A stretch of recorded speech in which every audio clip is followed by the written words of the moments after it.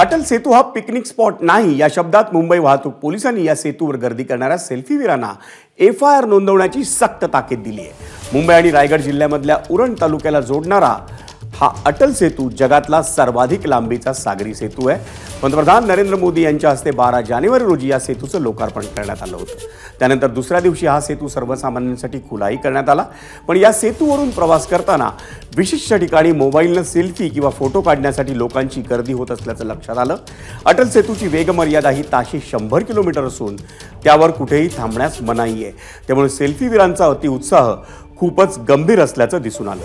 या प्रकाराला आळा घालण्यासाठी वाहतूक पोलिसांनी आधी दंड ठोठावण्यास सुरुवात केली होती आणि आता मुंबई वाहतूक पोलिसांनी सोशल मीडियावरून कठोर कारवाई करण्याचा सज्जड दम भरलाय।